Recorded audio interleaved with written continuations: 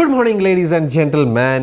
കിട്ടിപ്പോയി guys Labubu. ഇത് എൻ്റെ മുന്നോ ഇതിനെപ്പറ്റി പറയാനാണെങ്കിൽ നിങ്ങൾ ആലോചിച്ച് നോക്ക്, 2019 തൊട്ട് ഈ സാധനം വിറ്റ് പോവാതെ ഇങ്ങനെ ഇരിക്കുകയായിരുന്നു.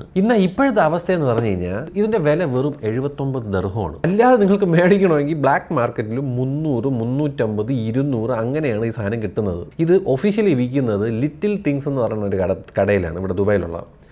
അവിടെ 7:30, 6:30 പോയി ആൾക്കാർ ക്യൂ നിൽക്കണം. പണ്ട് ഈ ക്യൂ നിൽക്കുന്ന പരിപാടിയൊക്കെ ഞാൻ കണ്ടിട്ടുള്ളത് ഐഫോണൊക്കെ മേടിക്കാനാണ്. ഇതെങ്ങനെ ഫേമസ് ആയെന്ന് വെച്ച് കഴിഞ്ഞാൽ മറ്റേ K-pop ആർട്ടിസ്റ്റ് ഇല്ലേ, മറ്റേ പാട്ട് പാടണം, അതിൽ ഏതോ ഒരു പെൺകൊച്ച് അവളെ കയ്യിൽ ഇതിൻ്റെ ഒരുപാട് സാധനങ്ങളുണ്ട്, വലുത് ചെറുത് മറ്റേത് മറിച്ചത്. അവൾ മറ്റേ ഹെർമസ് ബാഗിലും ലൂയി വിറ്റോൻ്റെ ബാഗിലൊക്കെ ഈ സാധനം തൂക്കിയിട്ടുകൊണ്ട് നടക്കണം. പിന്നെ നടിമാരത് ഏറ്റെടുത്ത് അതുവരെ 2019 തൊട്ടുള്ള സാധനമാണ് ഒരു മനുഷ്യർക്കും വേണ്ടത്. ഇപ്പം എല്ലാവർക്കും വേണം. ആ ലിറ്റിൽ തിങ്സിൽ ഈ സാധനം വന്നു കഴിഞ്ഞാൽ 6:30 ക്യൂ തുടങ്ങും.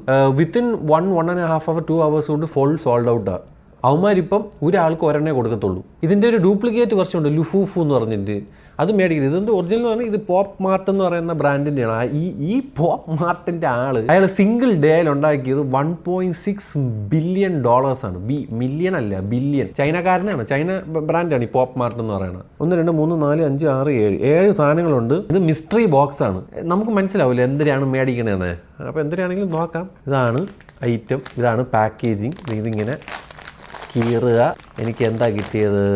ആണ്ട, ഇതാണ് എൻ്റെ ലബൂബു ദ മോൺസ്റ്റർ. അതുണ്ട, ഇതിങ്ങനെ കീച്ചയും പോലെ ഇങ്ങനെ തൂക്കിയിടണ സാധനം.